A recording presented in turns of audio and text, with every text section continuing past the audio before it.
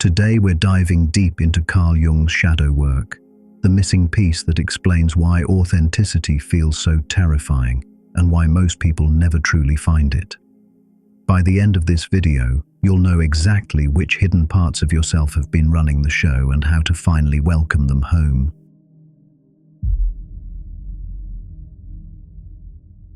Right now, you're living inside what Jung called the persona, the social mask you've developed to navigate the world safely.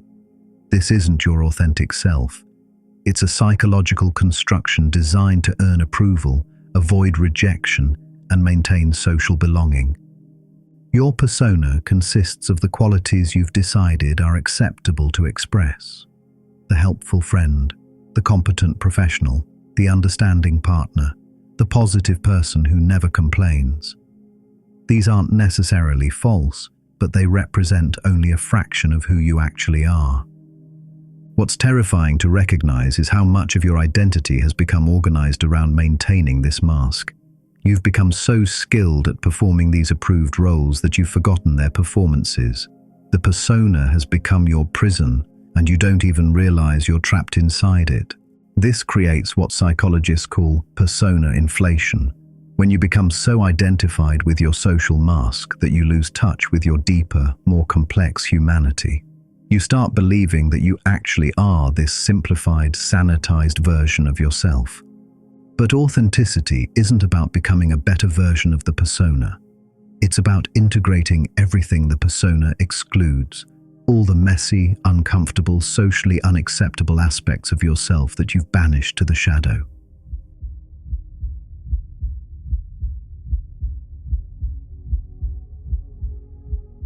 Your shadow isn't some evil alter ego lurking in your unconscious.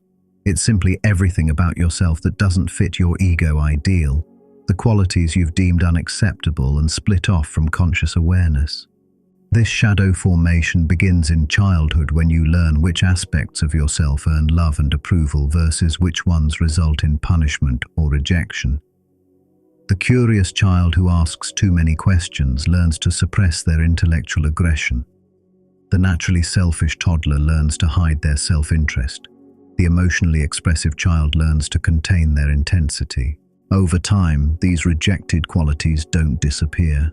They form autonomous complexes in your unconscious. Your disowned anger becomes a rage complex. Your suppressed selfishness becomes a narcissistic complex. Your hidden vulnerability becomes a victim complex.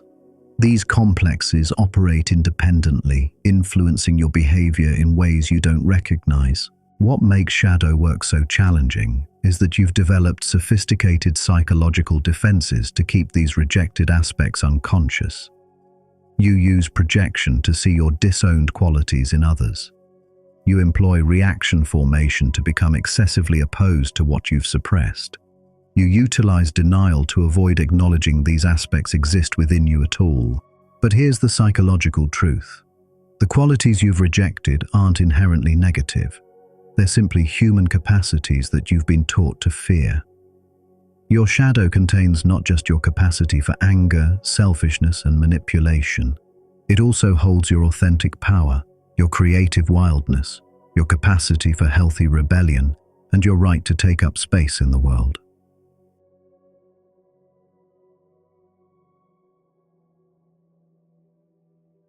Most people understand that the shadow contains negative qualities, but there's another aspect that's equally important. The golden shadow, positive qualities you've disowned because they felt too dangerous to express. Maybe you learned early that being too intelligent made others uncomfortable, so you developed a complex around dumbing yourself down. Perhaps expressing confidence was labeled as arrogance, so you suppressed your natural authority. Or showing creativity was dismissed as impractical, so you buried your artistic nature. Your golden shadow contains the magnificent aspects of yourself that you've rejected because they threatened your belonging or safety. The leader who learned to follow, the artist who became an accountant, the rebel who became a people pleaser, the confident person who developed imposter syndrome. This golden shadow projection often explains why you're magnetically drawn to certain people. That friend who seems effortlessly confident, They're carrying your disowned self-assurance, the colleague who speaks their mind without apologizing. They're embodying your suppressed authenticity, the partner who pursues their dreams fearlessly. They're living your rejected ambition. But here's the crucial insight. These people aren't actually more confident, authentic, or ambitious than you. They've simply developed different aspects of their personality while suppressing others. You're projecting your own undeveloped potential onto them. The work of reclaiming your golden shadow involves recognizing that what you admire in others often points to qualities you possess but haven't allowed yourself to develop. Instead of living vicariously through others' expression of these qualities, you can begin cultivating them within yourself.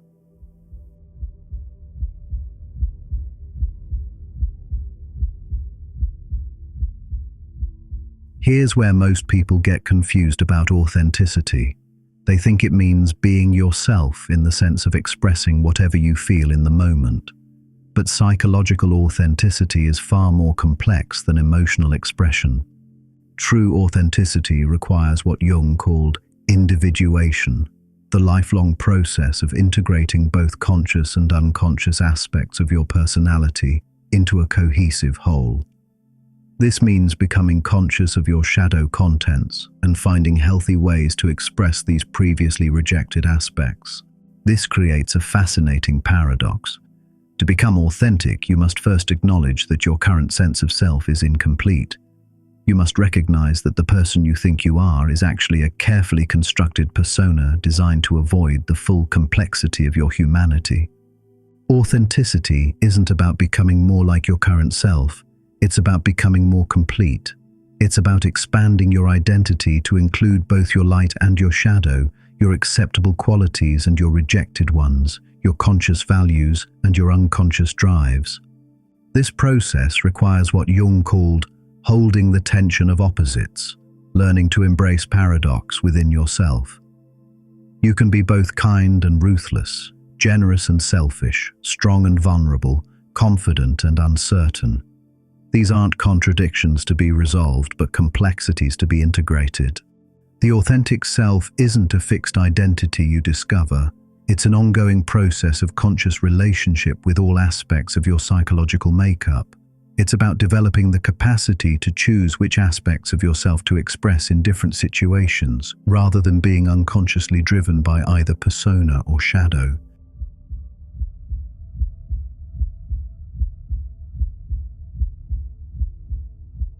The work of shadow integration cannot be accomplished through willpower or positive thinking. It requires specific techniques designed to make the unconscious conscious. Active imagination with shadow figures sets aside time for dialogue with the aspects of yourself you've rejected. If you've disowned your anger, have a conversation with your inner angry self. Ask what it needs, what it's protecting, how it might serve you if expressed appropriately. These dialogues often reveal that shadow aspects have wisdom and energy you've been missing. Projection withdrawal. Pay attention to your intense reactions to others, both positive and negative. When someone irritates or fascinates you intensely, ask, what quality in them am I seeing? How might I have this same quality in undeveloped form?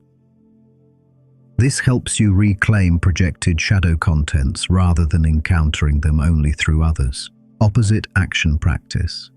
Consciously practice behaviors that embody your disowned shadow qualities in appropriate contexts. If you've suppressed assertiveness, practice making requests or setting boundaries. If you've rejected playfulness, schedule time for creative expression. If you've disowned your need for attention, practice taking up space in conversations. Dream work and symbol analysis. Your dreams often present shadow figures, the characters in your dreams who embody rejected aspects of yourself. Pay attention to the figures you fear, judge, or find compelling in dreams. These often represent disowned parts of your psyche trying to communicate with consciousness. Amplification through mythology. Explore mythological and archetypal figures that embody your disowned qualities. If you've rejected your capacity for destruction, study the mythology of figures like Shiva or Kali. If you've suppressed your trickster nature, Explore Loki or Coyote stories. This helps you understand these qualities as universal human capacities rather than personal failures. The key is approaching this work with curiosity rather than judgment. Your shadow aspects developed for good reasons. They were attempts to protect you or help you survive in challenging circumstances. The goal isn't to eliminate them, but to develop conscious relationships with them.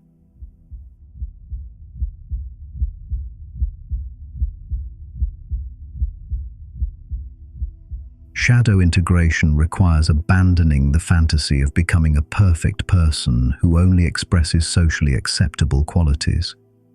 This is perhaps the most challenging aspect of the work because it means disappointing people who've come to rely on your persona. When you begin expressing previously suppressed aspects of yourself, some people won't like it. The friends who appreciated your constant availability might resist when you start setting boundaries. The family members who counted on your endless patience might struggle when you begin expressing frustration. The colleagues who valued your agreeableness might be uncomfortable when you start voicing disagreement. This is the shadow tax, the social cost of becoming more authentic. Some relationships that were based on your persona performance won't survive your increased authenticity. This feels threatening because your persona was designed to maintain belonging and approval. But here's the psychological reality. Relationships based on your persona are inherently unstable because they require you to maintain a performance indefinitely. They're built on a foundation of partial truth, which means they can never provide the deep satisfaction of being fully known and accepted. Authentic relationships require what Jung called mutual recognition, both parties accepting each other's full humanity, including shadow aspects. This means being willing to be disliked by some people in order to be genuinely loved by others. The courage required for this work isn't the courage of heroic action, it's the courage of psychological honesty. It's the willingness to acknowledge aspects of yourself that contradict your idealized self-image. It's the bravery to express parts of yourself that might be rejected or misunderstood.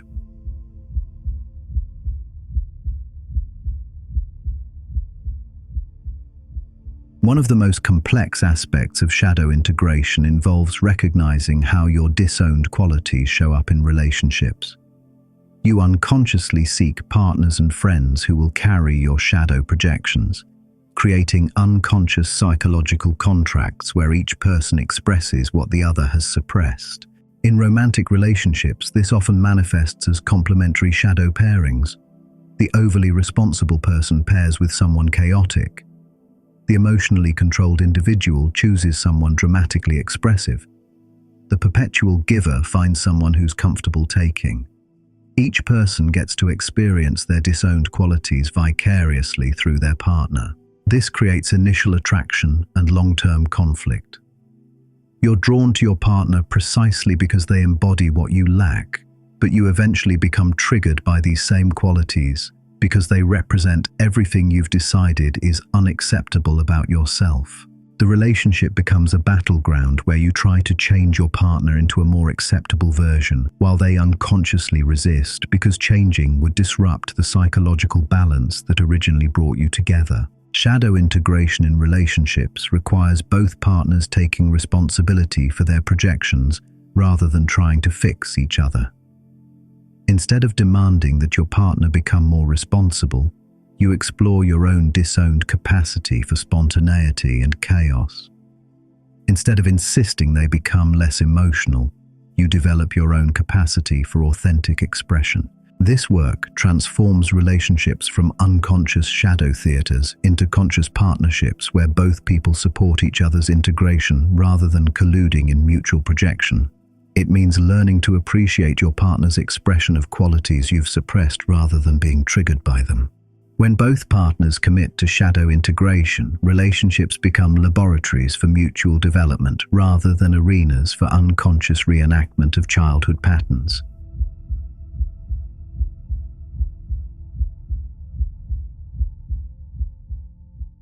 One of the most surprising discoveries in shadow work is how much creative energy has been locked away in rejected aspects of yourself. Your authentic creative expression often emerges not from your polished persona, but from your raw, unacceptable shadow material. The artist who's been suppressing their darkness discovers their most powerful work emerges from exploring themes of destruction, chaos, and transformation. The writer who's been trying to be inspirational finds their authentic voice when they begin expressing their cynicism, anger, and disillusionment. The musician who's been performing safe, acceptable songs discovers their unique sound when they channel their rejected wildness. This happens because creativity requires access to your full emotional and psychological spectrum. When you've disowned significant aspects of yourself, you're creating from a limited palette. Shadow integration expands your creative range by reclaiming the energy and authenticity that's been locked in unconscious complexes. Your disowned aggression becomes creative drive. Your suppressed sexuality becomes artistic passion. Your rejected rebelliousness becomes innovative thinking. Your hidden vulnerability becomes emotional depth. Your disowned grandiosity becomes healthy ambition. But this creative unleashing isn't always comfortable or socially acceptable.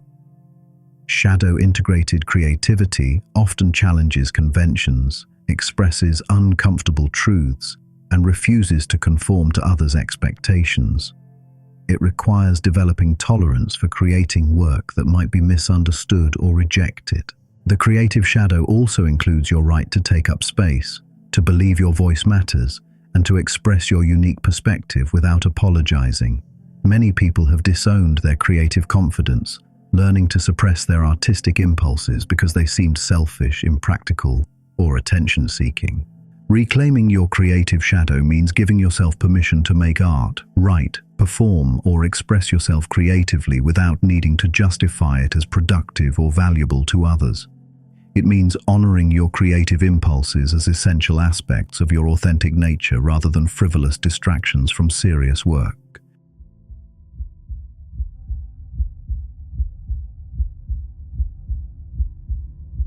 For many people, success itself becomes a shadow element, something they've learned to reject or fear. This often develops in childhood when expressing ambition, competitiveness, or desire for recognition resulted in criticism or rejection. You might have learned that wanting attention was selfish, that competing was mean, that celebrating achievements was bragging, or that pursuing your dreams was unrealistic. These lessons create a success shadow, where you unconsciously sabotage opportunities for recognition, advancement, or achievement. This success shadow manifests in various ways: procrastination on important projects, difficulty accepting compliments or recognition, imposter syndrome that makes you feel fraudulent when succeeding, or consistent choices that keep you playing small rather than stepping into your full potential. The success shadow also includes your disowned capacity for healthy competition, your right to want recognition for your efforts, your natural desire to excel and be acknowledged, and your authentic ambition to create something meaningful with your life. Integrating your success shadow requires acknowledging that wanting to succeed, be recognized, and make an impact isn't selfish or shallow. It's a natural human drive that you've been taught to suppress. It means developing comfort with your competitive nature, your desire for achievement, and your right to pursue goals that matter to you. This integration often involves grieving the years you spent playing small, the opportunities you avoided, and the dreams you abandoned because expressing ambition felt dangerous or unacceptable. It requires developing tolerance for others' potential envy or criticism when you begin pursuing success more openly. The integrated relationship with success looks like pursuing achievements that align with your authentic values while remaining connected to your humanity and relationships. It's about developing healthy ambition that doesn't require sacrificing other important aspects of life but also doesn't apologize for wanting to create, achieve, and be recognized.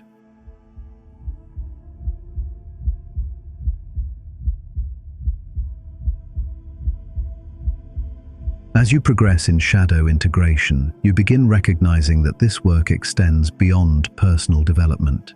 Your willingness to embrace your own rejected aspects contributes to collective psychological health by refusing to participate in cultural shadow projections. When you own your capacity for selfishness, you stop projecting it onto entire groups of people. When you integrate your aggressive nature, you're less likely to demonize others' anger. When you accept your own neediness, you develop genuine compassion for others' vulnerability rather than judgment or rescuing behavior. This individual integration work serves the collective by reducing the psychological projections that fuel social conflict, political polarization, and cultural scapegoating. Each person who takes responsibility for their shadow contents reduces the collective pool of projected material that creates social dysfunction. You also model for others that it's possible to be human without being perfect, to acknowledge flaws without being consumed by shame, and to express the full spectrum of human nature without losing love or belonging. Shadow integration creates ripple effects in your family system, friend groups, and communities. As you become more authentic and integrated, you give others permission to do the same. You stop reinforcing collective agreements to keep certain aspects of humanity hidden or shameful. This doesn't mean expressing every impulse or abandoning social consideration. It means developing conscious choice about how to express your full humanity in ways that honor both your authenticity and your relationships with others. The integrated person becomes a bridge between the acceptable and unacceptable aspects of human nature, demonstrating that it's possible to acknowledge the full spectrum of psychological experience without becoming destructive or antisocial. You stand at a threshold. Behind you lies the familiar territory of persona performance, safe, predictable, hollow. Ahead lies your integrated self, risky, uncertain, but vibrantly alive. Your shadow isn't waiting to be conquered, it's waiting to be welcomed home. These rejected aspects have been pressing against your consciousness for years, creating the very conflicts and attractions that brought you here. The person you're becoming isn't perfected, they're complete. Someone who can be fierce without cruelty, gentle without weakness, confident without arrogance. They don't perform authenticity, they embody it. The world doesn't need another curated person performing acceptability. It needs you, messy, complex, contradictory, and fully alive. Your integrated shadow bringing raw creativity and unfiltered truth to everything you touch. This isn't just personal work, it's radical service. Every person who becomes authentic gives others permission to do the same. Your integration literally reduces collective suffering. So here's your choice. Continue the exhausting performance of being half alive, or begin the terrifying, exhilarating work of becoming whole. Your shadow has been waiting your entire life for this moment. Not tomorrow when you feel ready, not when circumstances improve. Now, while you have the courage to begin.